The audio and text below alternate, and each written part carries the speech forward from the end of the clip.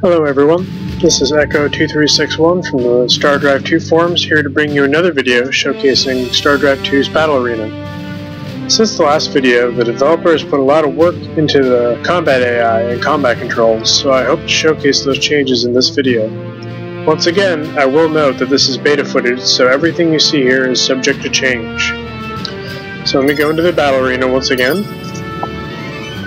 And to begin with, I'm going to show you a repeat of a battle from my last video involving two flanking quarterzine frigates and a tanking quarterzine cruiser versus two well-rounded enemy Opteris cruisers.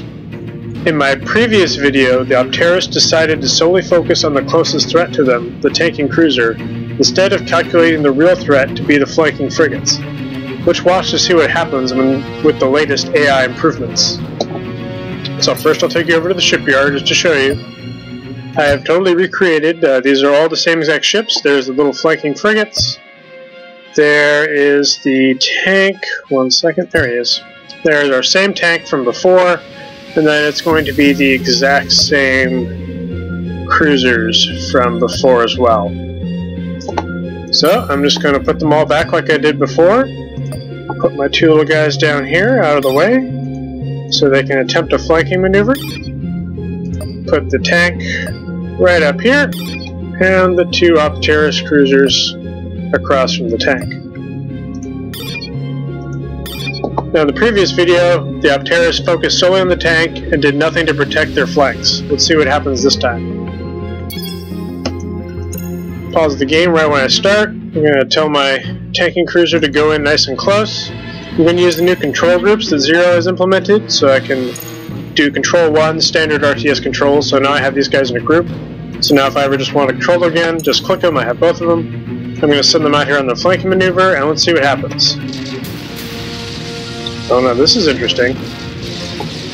The enemy cruisers have decided to focus their fire on my flanking frigates. They are completely ignoring the tank, and choosing to not present their weak engines to the frigates. I'm not sure what to do here really, because these frigates probably can't survive a single barrage of missiles from those cruisers, so yeah, the AI has definitely been improved. It's learned to cover its flanks. Oh, see, there you go, I already lost one frigate. This is not going to end well for me. At this point, I can just keep running circles around, avoiding the missiles, because thankfully the frigate so fast can even avoid missiles. But at this point, I think this clearly demonstrates the AI has learned to basically assess what the greatest threat to it is, and then determine the best way to go about dealing with it. So in this case, to begin with, the enemy cruisers were targeting my frigates. They got rid of one of the frigates. Now they've decided, let's concentrate fire on the tank in front of us. They're dealing heavy damage to my tank, and if I had to place money at this point, it would easily be with the Opteris. Watch, my tank is just getting ripped. There goes his port side weapons, there goes his starboard side weapons, his shields are down. Meanwhile, this enemy cruiser is taking light damage, if any really. Same thing with this one. The frigate's out here, trying to do work, and now that the enemy isn't concentrating on it, it can even open fire and get in at the engine sections. But there goes my tank, and this battle is about to be over, and, well, the second these missiles collide, and there you go. Opteris win, I lose. So yeah, that should really show that the AI is definitely something that's being worked on and being constantly improved. Alright, next comes another rematch from my first video. I'm going to put a Titan up against 12 frigates again. However, this time I'm going to design the Titan to specifically handle small threats, so we can see what happens. Back in the battle arena. And first, let me show you the ships I'll be using. I decided to change things up a little bit, so for the humans are still going to be using the UFS Mini Skirmisher. Exact same design from the first video, just speed and missiles. It's life dependent. These guys depend on keeping moving and swarming over the enemy. This time I decided to go with the polyps, because I don't think we've seen the polyps in the video, really. And I've designed the Entangler Leviathan, since the Behemoth was destroyed last time. I also get to showcase some racial-specific technology here. They have the polyp armor, which is strong as steel but less massive, and also regenerates, which is very nice. Anyway, So the Leviathan has been specifically designed to handle a horde of small enemies, because there was some concern that a horde of early game basic frigates could overwhelm an end game Titan. It's got, let's see, some phasers. It's got graviton beams. Now these actually add a slowing effect on ships, so it's very nice versus those fast little guys. We've got some pulse cannons for EMP action, some more enveloping pulse cannons, Vulcan cannons, very fast firing, artillery for some area of effect damage, basic laser cannons, disruptor cannons. Basically this thing is designed to just kind of sit there and deal death. So let's see what happens. Deploy my nice giant Leviathan. Right there, and then let's queue up the same 12 little frigates. 1, 2, 3, 4, 5, 6, 7, 8, 9, 10, 11, 12. Alright, let's see what happens this time. Go ahead and pause the game right when I start as always. As you can see, I'm going to drop my range down because a lot of my weapons are fairly short range, so I want my Leviathan to get in real close. And let's take it from there. Got some EMP weapons going out. My shields are holding up pretty well. I've got shields all around, all sides, and shield capacitor. Okay, look, let's see, we've already got 4 of these knocked out, some more over here, so let's concentrate fire on this group over here. EMP is just knocking out all these little guys. EMP is great for stopping the little guys who don't have shields. However, EMP effects won't go through shields, so if they have shields, you have to knock them down first. Now the phasers are really just starting to eat into them. If you saw the first video, you can already tell this battle is going much differently just because I designed the ship in a better way to handle small threats. So if you're in the 4X mode and you see your enemy is using a lot of small ships, you can still use a late game Leviathan or Titan to take them down. You just have to be smart about designing it. As you can see, this battle is now over. It was pretty one-sided. The Leviathan or the Titan hasn't taken really any damage. Looks like he's lost his port shields over here, but that's about it. So yeah, instead of wasting time hunting down these little leftover EMP'd ships, I'm going to end the battle. But as you can see, it is certainly possible for a late game Titan to just devastate early game frigates, even a giant swarm of them. Then finally, I'm going to put together a large-scale battle with roughly equal sides.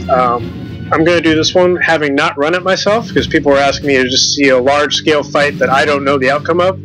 So I'm going to put together something for you that then I'm just going to fight through it, just like you can watch me play through it as if it was an actual battle in the 4X mode. Now I've done a little prep work. I've decided this one's I'm just trying to showcase all the races. So this is going to be the Dreylox versus the Korathi. The Dreylox, I went ahead and built the Raptor class Warbird. Since they remind me so much of Romulans, I decided to go with that inspiration. So they've got particle beams, the Warbirds have got disruptor cannons, they've got plasma torpedoes. If you're a fan of Star Trek, this is kind of what I was going for here. Along with shields, shield capacitors, just basically a good solid battleship. Korathi, I decided to go with the Katana class Mauler that I designed. This thing is all about artillery type weapons, so it's just going to throw a lot of damage down the field, all ordnance based, doesn't care about energy weapons like those Dreylox do. So yeah, he's just going to pump out missiles and artillery shells and try to do as much damage as possible. Now this guy comes in at 1,087 production cost. The Warbird's going to cost 1,100, so it's about, I've tried to get them about even. So let's deploy our 2 sides. I'm torn which side I actually want to play. I'm going to play the Dreylox side. So, just set up my battleship. I'm going to set up the enemy's battleship.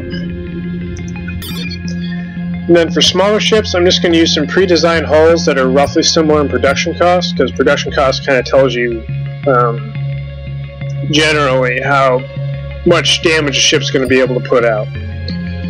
So, let's see, they can get, the Korathi can have a long claw, and we'll give them 2.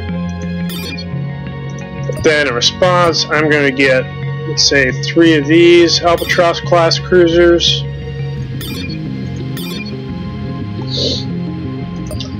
And then, let's go with these pikes. Let's have 4 of these here. There we go. And versus 4 of these over here. Alright, this should be a roughly equal fight. No guarantees, but let's have some fun. First off, I always pause. Oh boy, he's already got you can see the missile swarms coming for me. It's gonna hurt. Alright. The Raptor's designed to be fairly close range, so I'm gonna have him go after the enemy ship there. Ooh, these Albatrosses don't look like they have a whole lot of hitting power, so they're gonna have to get in close too. So these guys concentrate here. This guy go here. And then the pikes, yeah, they don't have a whole lot of damage potential either. Make them a control group, have them go after this guy, have him close his range, go after this guy. Yeah, let's set the cruisers too. Second control group, this guy the third. And then let's watch the fight. One thing I am going to show is there's been comments about people liking or disliking the numbers that flash for damage. There's a little button down here you can hit, and you hit it now, and you'll notice those numbers go away. So if you're looking for more of a cinematic type thing, you can easily just press that button, all the little damage numbers go away. I personally like to see them because I like to see how hard I'm hitting somebody. So let's, I'm going to turn them back on and just kind of zoom in on the action. The Albatrosses are staying back. They mostly have artillery type weapons, so that makes sense. Meanwhile, the Raptor's sitting right up front, dealing damage with his dark particle beams. These are the end game beam weapons. As you can see, they are just tearing through this cruiser, and boom, there you go. There is a bug currently with the dark particle beams. Their effect continues to keep going. That's something I've mentioned to Zero before, and I'm sure he's going to keep working on. But once we get that straightened out, the dark particle beams are going to be a very powerful late game weapon. Honestly, I don't know which side is winning. That's what some people were asking for, and that's what I'm giving you. I'm going to move my ship in closer. Looks like the enemy ship, he's still got a lot of ammo. My kind of hope was that he would run out of ammunition fairly quickly, because he's using all ordnance-based weapons, but he's still plugging away with lots and lots of fire into my shields. My front shields are quickly dissipating, and now they're entirely gone. Looks like I'm starting to take damage on my armor. My cruisers are moving in to make sure that these guys are all focusing fire down. Looks like he's won the battle of the frigates, but my cruisers are winning this versus the one enemy remaining cruiser. Here, let's shift fire, because this guy's he's a beast with all his shields, so let's shift fire and try and take out this last remaining cruiser so I can go 3v1, or, never mind. That'll definitely be 3v1 if this guy even survives. He's about to die, actually. I don't like my odds so much anymore, because I've lost my front section. Uh-oh. Yep, I think I picked the losing side on this one. That's too bad. The sides were about roughly even. I mean, I wasn't going to sit there and do the full math for you, but this is the type of battle you can expect in the 4X mode. There can be more ships and less ships, obviously. But, yeah, I'd say the Korathi are about to hand the Draylocks a crushing defeat. Ooh, there goes my battleship. Yep. Voila. So there you go. I thought I could probably win that one. Turns out I couldn't. It's entirely possible for the AI to use its tactics to defeat the human player in an even match. So I hope you've enjoyed this look at SD2's Battle Arena, and happy early holidays.